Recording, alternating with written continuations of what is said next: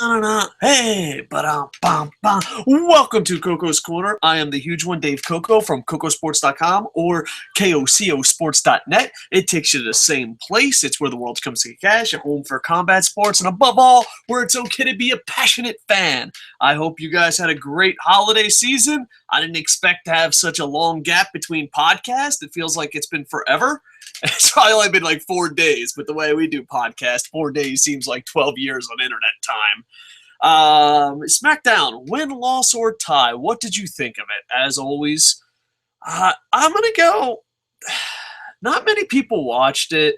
It had some decent stuff in it, but it just seemed like filler. Like if you saw Raw, you saw SmackDown. It just seemed like it was the same exact thing. They're just waiting for time. And this is where I come up with an idea. I give it to WWE for free. I give all my great ideas away for free. And then in return, I expect WWE to give me a big hug and make the product good. We're both disappointed during the holiday seasons. All right. All right, so this is my idea. They have a great pay-per-view / special event that they don't use on a yearly basis. Why not the SmackDown or Monday Night Raw, especially the SmackDown, around the Christmas season? You're stuck between Christmas and New Year's. Why not that be King of the Ring? Don't have it affect anything else. The people who watch these shows, my review shows, and also watch WWE during the holiday seasons, they're beyond your loyalists. They are your diehards. Why not just reward them? And all that, but then you have the Slammies, you have the King of the Ring, and, give your superstars a night off and see what people would watch. I mean, it's better than having Dean Ambrose and Bray Wyatt kill them selves 20 times this fucking week. Just have a nice, short King of the Ring tournament. And it is the season of kings. Rumor has it a king was born this week. So just be like, hey, King of the Ring, King of the Ring. And it could be like a holiday special, maybe, I don't know. I just thought, I miss King of the Ring. And around this time of year, the only people watching are the super diehards, so they would love King of the Ring. And on top of that, it's simple, because all your storylines are on pause. The reason why Dean Ambrose and Bray Wyatt are fighting each other 900 times in a row is because they're like, well, we're not going to tell any new stories until people start watching. It's why Monday Night Raw and SmackDown were the same exact shows, but SmackDown may have been a little bit better because there was no John Cena. So I would like the SmackDown, or maybe the Raw and SmackDown, in between the holidays to be King of the Ring. I just think that would be perfect for everyone. Everyone's happy. Who doesn't like King of the Ring, baby? I'm thinking maybe more of a SmackDown thing. Have 8 guys go for the crown, and then boom, there you go. Because basically, this SmackDown, even though I give it a complete tie, I'm leaning towards maybe a win just because it was basically the Christmas special without John Cena, and anything without John Cena is better. Minus John Cena, plus 1,000 points. But it was basically the same show. So have your Christmas special, then on SmackDown, the SmackDown during the holiday season, have a King of the Ring. And then maybe you bring up a couple NXT guys. Maybe you try out a bunch of younger guys. I would find that amazing. So anyone that has contact, we have one viewer right now. I imagine, it's Vince McMahon. Vince, if you could, I'd appreciate it if you just made King of the Ring SmackDown holiday week. Because basically you're just stalling for storylines. And the big thing about the show was Hulk Hogan was hosting it, a little nostalgia fact. But the problem is when Hogan is on Monday and he's also on Friday, it loses its specialness. It really does. And the big thing was just brother. I know people making fun of Hulk Hogan, like comedians making fun of Hulk Hogan will be like, Hulk Hogan, brother. But it's slowly but surely Hulk Hogan is becoming a comedian mocking himself. I don't ever remember hearing him say brother as much as he did this SmackDown. Maybe it's just me, but it seems like Hulk Hogan has become a comedian of himself. So there you go. It starts off with Hulk Hogan, and you're like, all right, is it going to start off the show with Hulk Hogan? Hulk Hogan special. Granted, he was just here. It's like the good surprise. There was a movie where there was a surprise party, and someone comes in the first time and is like, yeah, surprise. And then he comes in, this second guy comes in and they're like, oh, surprise. It's like, oh, we wasted the good surprise on Monday Night Raw. Yeah, it's like, you know, when you meet your uncle or your loved ones or your aunt or, you know, your grandma at the airport and you're like, I haven't seen you in 12 years. Oh, and you're special and you're breaking down. That's what Monday Night Raw was for most fans watching Hulk Hogan. But then it's like your grandma's fucking sitting on your couch going, do you think you should curse on YouTube so much? Like, Grandma, get your ass back on the plane. So, like, that's what it felt like. You know, Grandma, we ate your apple pie, we hugged, it was a great moment, but now it's time for you to go, Grandma. What are you still doing here? So, Grandma Hulk Hogan is in the ring, and then comes out Seth Rollins, and I'm like, okay, exactly like Monday Night Raw. Then, well, there's no John Cena, so plus 100 points for that. You minus John Cena, you just get plus 100 points. Seth Rollins comes out, and then Dolph Ziggler comes out, and I'm like, you know what? This formula is old as shit, but you know what? I'm okay with it. And then Big Show comes out. Then Roman Reigns comes out. Then, I'm being sarcastic here, that's all that comes out, but it feels this way. Then Zack Ryder. Then, oh, I fucking hate these openings. I wonder how the creative meeting goes. You know, like here's an example. I'm busy writing books, right? And there's 2 books, and there's a book where I'm like, oh, the guy gets killed next to a window in this book, but he also gets killed 3 books from now next to a window. Oh, we better kill him somewhere else. No. They don't even fucking comprehend that. They're like, it's the same week. It's not even a different year. Like, yeah, you know what? Let's start off a show with the guest host, general manager, and then people interrupt them. Has that been done yet? That hasn't been done in the last 6 hours. Holy shit, we're cutting edge. Write it, wrap it, it's a wrap. And of course, this has never been done on SmackDown. You have 2 good guys, 2 bad guys. Teddy Long, played by the part of Hulk Hogan, makes a tag team main event match. And you just sigh and go, it's the holidays. Merry freaking Christmas. After the day after Christmas, I gotta start drinking because you can't deliver a decent goddamn program. King of the Ring 2015 happening on this SmackDown next year. Make it happen there, Vincey. All right, then there's a commercial. I'm going off WWE.com, and I'm like, oh, okay, I wonder what the first match is. I wonder, because, you know, I'm punch drunk, I have a bad memory. And they're like, they have a commercial, and SmackDown is moving to Thursdays on January 15th. All right. Well, I'm glad that's part of the recap. Thank you, Michael Burdick. I appreciate it. Your fucking recaps are amazing. Give yourself a fucking Barry Horowitz and continue kissing ass. All right. Back to fucking Michael Burdick's fucking... It's not Michael Burdick's fault. You know, he's just there trying to make a living. He's letting his grandmother down. Michael Burdick, you probably got a fucking journalism degree, didn't you? You probably got a degree in writing, and this is what you do with your life.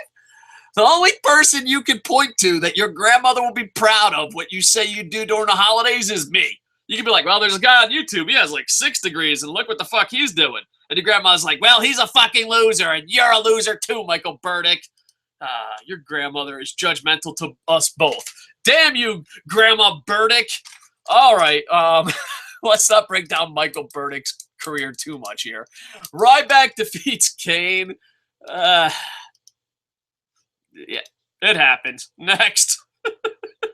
No wonder why. But you know what? I need to apologize. Sometimes I'm quick to fucking be like WWE creative guys, WWE.com guys. I am quick to fucking just bash them.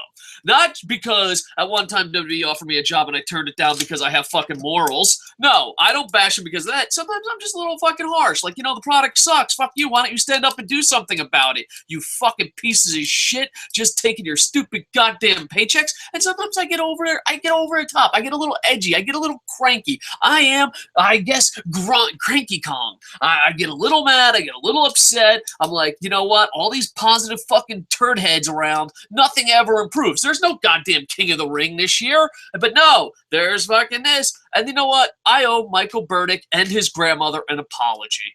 I was like, that's so stupid to put that SmackDown's moving to Thursdays. That is so stupid. Why is that the second thing? You have the Hulk Hogan promo, and then bam, then you hit the next button. You're like, wow, I wonder what the first match is. And you're like, what? SmackDown's moving to Thursdays? How fucking dare you, Michael Burdick and his fucking grandmother? How fucking dare you? And then, you go to the first match, it's like, oh, fucking Ryback defeated Kane. I'm like, you know what? Sometimes I come off a little angry, but you know what? I have to admit when I'm wrong. I want to go back. Let's go back. You know what? All right. Yeah, we did not respect his recap enough. SmackDown is moving to Thursdays on January 15th, and the commercial was quite enjoyable. SmackDown will start out 2015 with a bang when it moves to Thursday nights. A bang! Beginning January 15th at 8, 7 Central on Sci-Fi. You know what? That does deserve to go in your recap, because I'd rather fucking see that than with the fucking Ryback defeated Kane. I want to apologize to Michael Burdick. And Michael Burdick, if you ever hear this, please apologize on my behalf to your grandmother. All right? I apologize. Sometimes, you know what? Sometimes I get a little wrapped up. I get a little angry. I was wrong, Michael Burdick. You're absolutely right. The moving to Thursday part, that definitely needs to be in the recap. Better than fucking reading about goddamn Ryback and Kane. All right, Naomi defeated Alicia Fox, and oh man, are these women completely sexy? I enjoyed this match. They did do a skit with the Miz and the Usos. I like the Miz and Usos storyline, but there's something weird. When I watch a TV show and there's multiple storylines, I respect it. When I watch a book and there's watch a book, I just watch it. I don't read it. I just watch it. Like, hey, you gonna read this to me, book? Damn you. I guess I gotta read Stephen King's Dr. Sleep on my own, because this stupid book ain't doing anything while I look at it. But yeah, when I read a book and there's multiple storylines going on, I find that exciting. When it's a wrestling company that can handle it, such as Lucha Underground, I find it exciting. But in WWE world, when there's two storylines going with one feud, I get confused. I'm like, I don't know if you can handle this. There's two storylines about the title and about your wife getting a job in Hollywood. I don't know. It feels strange. It's kind of like seeing your loser friend, do something completely dangerous and amazing. You're just like, wow, I can't believe it. It doesn't fucking compute. But yeah, no, they have two good storylines in one feud on WWE television. Michael Burdick, are you behind that? You should brag about that to your grandmother. Naomi defeated Alicia Fox. It was completely fucking amazing. Beautiful women. The match was... It was a WWE's Diva match. On a range of WWE's Divas match to... it was average. But they were hot. So that pretty much sums up the Divas division. All right, so boom, and it has The Miz, the Usos, and Naomi in a storyline. I found that to be really interesting. Adam Rose defeated R-Truth, the storyline that will never end. This former NWA champion, R-Truth, poor R-Truth, he lost to Adam Rose, but the big storyline about this was that the bunny wasn't at ringside, and that's why Adam Rose won. All right. I know Adam Rose failed miserably, but come on. The Usos have two decent storylines going on. There's like 3 decent storylines. Who's writing that? And then you have this fucking shit. Is it the same writer? How? How can it be the same writer? It can't be the same writer. It was a match. It happened. Adam Rose, poor R-Truth. Poor R-Truth. Dean Ambrose defeated Rousseff. It's so funny because, like, the guys I'm willing to pay for, dear WWE, because everyone's like, it's about the money. It's about the fucking money. It's all about the fucking money. Dude, there's more WWE fans that fucking talk about money more than fucking I know people that work on Wall Street. The matches I'm willing to pay for, you just throw away on free television.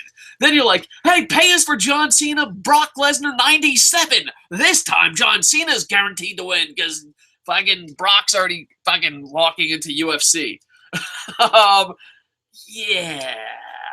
I don't understand this matchup given away for free television. And granted, I know they gave it a fuck finish. And by disqualification, Rousseff looked a little bit weak. But for WWE standards, you just have to look past that. They're not in the business of protecting anyone but John Cena. I would actually have paid for this. If this fucking headlined a pay-per-view, I would have paid for it. Rousseff isn't the best in-ring performer, but I find his character to be interesting. I find the way they push him, if they don't fuck it up, to be interesting. I would have paid for a pay-per-view with this guy's headlining way before John Cena and Brock Lesnar headlining. But I guess, fucking if you don't work as hard as John Cena, if you don't work as hard as John Cena, you just have to go out there and have 97 fucking matches. And it was a really interesting match. I thought it told a decent story. Rousseff came off a little bit weak, but it ends with Bray Wyatt attacking Dean Ambrose, and this feud is going on forever, and it just seems like it's a parked car feud. No matter who wins the feud or loses the feud, it doesn't fucking matter. And it's just sad. I wish you know what? Maybe this is my fault. Sometimes you have to admit some things are your fault. Maybe it's my fault. I don't give a fuck who wins against Dean Ambrose and Bray Wyatt. And maybe it's my fault. Maybe it is. I don't know. I just don't give a shit who wins. I don't. I just feel like they're two guys that should be in the main event because WWE is a character-driven business. At least that's what they lie and say. All right, if you're a character-driven business and a business made, let's use all of John Cena's bullshit excuses of why he's protected and put it towards Dean Ambrose. Well, the reason why John Cena is pushed to the moon is because he makes the most money. Well, yeah, if you go look at the three top sellers, you got Brock, Dean Ambrose, and Prince Devitt. Okay, all right, so we're going to WWE.com. So Dean Ambrose is over with the audience. People like him. He's selling tons of merchandise. He loses all the time. I see your point, John Cena. Working hard, doing the right thing really pays off in pro wrestling. But he main evented. Yeah, okay. We'll see what happens during WrestleMania time. Hopefully we'll fucking get off our fucking fat, lazy asses and get behind Dolph Ziggler or Dean Ambrose again and ruin their stupid-ass fucking main event again. And WrestleMania is literally, WrestleMania has become this. Before, WrestleMania was like, this is the best show of the year. This is the holiday of pro wrestling. Even if you're not a huge WWE fan, you just go to wherever it is. You go to Orlando, San Francisco, New York, wherever it is, and you celebrate the sport or the spectacle that is pro wrestling, and you enjoy it. That's what WrestleMania used to be. You know what WrestleMania is now? Oh, fuck. Do we have to fucking ruin Raw and Smackdown over and over and over again until we get our fucking guy?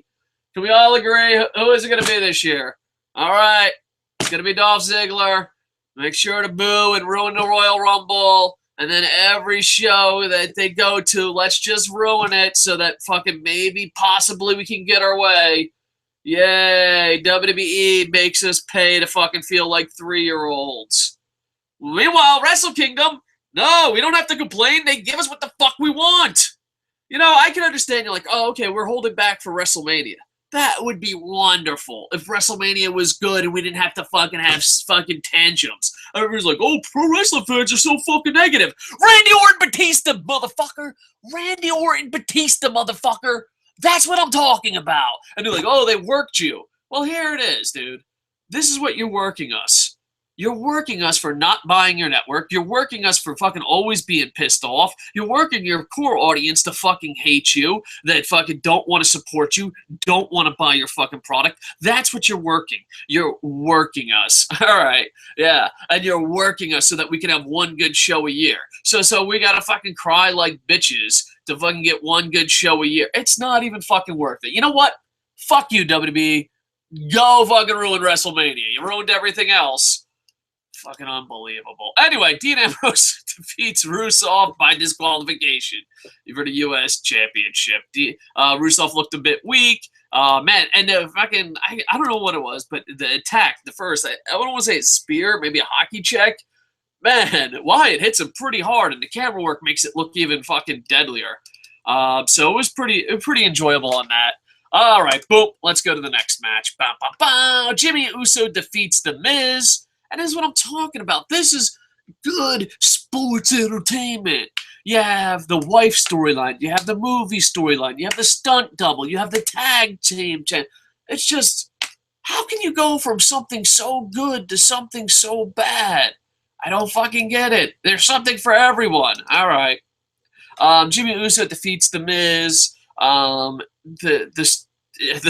fucking comedy of the match was by Mizdow was awesome, and the storyline is pretty good. It's weird. I don't know, what did the Usos and the Miz do to get all the storylines? Like, I could just picture WWE has like these 27 storylines, and the Miz and Uso walk in and be like, "Well, we'll just take them all. We'll just take them all. Yeah, you get a fucking bunny storyline. There's your storyline. Hey, dude, you could be the next John Cena. We get it. You're Samoan. The Samoan Cena. Good luck with that. We'll just take all the good storylines." Do these guys have separate writers? Is there a separate writer? There's like 20 storylines in this one fucking feud. Can you imagine if all of wrestling was this good, storytelling-wise, and the matches fucking hold up pretty decently? I enjoy the Jimmy Uso Miz Usos storyline. I enjoy it a lot. So Jimmy Uso defeats the Miz, splash. Nice camera work on this. I used to be a cameraman, so camera work can really decide. Really, the way you cut and edit really improve pro wrestling tremendously. Then you have the main event, which is basically just a house show main event. We get it. Good guys to the left for high fives. Bad guys to the right for making out. And I'm stuck in the middle watching a fucking mediocre fucking house show as a fucking thing. You got Roman Reigns and Dolph Ziggler defeat Seth Rollins in the Big Show. There were shenanigans with the security guard, but the guy who stole the show, and it was the audience. They started a big, slow chant, and I'm not even doing it justice. I enjoyed it. And you know what? It's cool because like you could bury a bad guy and WWE won't edit it out. I'm surprised WWE won't fucking try to promote that. But yeah, way to go. Give yourself a tip of the hat there, fucking WWE Universe. All right, so overall, I just give it a tie. I almost want to give it a win because you know what? There was no John Cena. But it was the same fucking thing. It's the same thing over and over and over again. And I understand you have all the storylines on pause. I understand that. People are going to see their grandmothers. People are going to fucking see Santa Claus and Mr. Hanukkah. I don't know how Hanukkah works. I don't think there's a Mr. Hanukkah. But, it's the holiday season. Everyone's chilling the fuck out. Everyone's like, you know what? I'll do a podcast fucking 10 days from now. Everyone's chilling the fuck out. I understand, but can you just give us something for us diehards that on December 26, 2015, or whatever fucking day Thursday Smackdown lands on next year, why can't it just be King of the Ring? So that the fucking diehards, the people who listen to these podcasts, the people that support you through the thick and thin, the people that fucking know your roster, your whole roster, why can't they just be rewarded once? Once. Just fucking reward your fans once. You're not pushing any storylines, so it's the perfect time for King of the Ring. And then, someone... I'm going through comments. Someone on Google Plus just said, "Did you mention January 4th, the big show?" And I respond with, "Yeah, I got tickets. I'm going to Wrestle Kingdom." And he said, "Not Wrestle Kingdom. Total Divas comes back on January 4th. So January 4th, you'll see everything that's right with ProRes and everything that is wrong with ProRes. Thank you, Google Plus. And to the Twitters, NHL News retweeted us. All right, appreciate that. And Facebook, boop, boop, boop. All right, and Forsaken says, sounds good. Yeah, me and Forsaken this week, we will be doing the Fantasy Wrestling Draft, and we have plenty of ideas. Also, if you could, there's a link down in the doobly-doo or above me, depending if you're on Google Plus or not.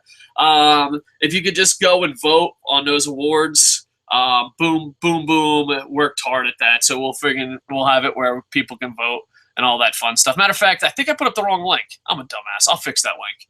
Anyway, yeah, so go to KocoSports.net.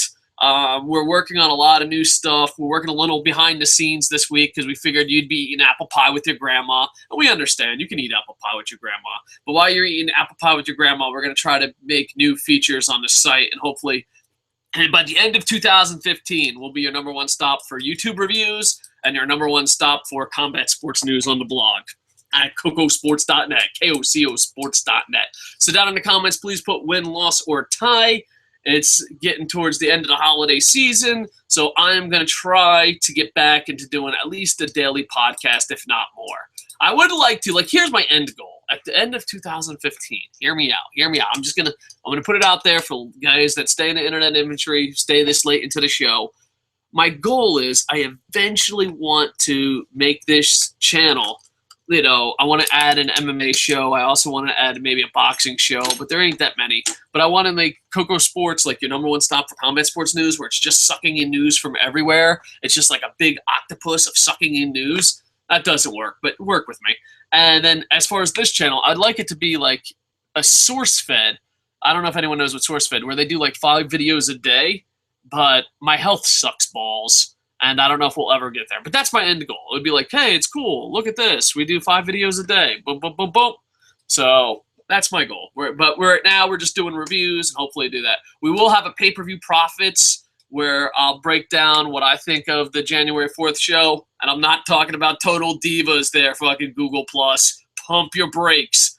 We'll talk about Wrestle Kingdom. So that should be a lot of fun. So like, comment, subscribe. As always, we hope to have a lot of podcasts this week. And also check out KocoSports.net. It's a bit slow during the holidays, but you never know when a former NWO member is going to beat up their son.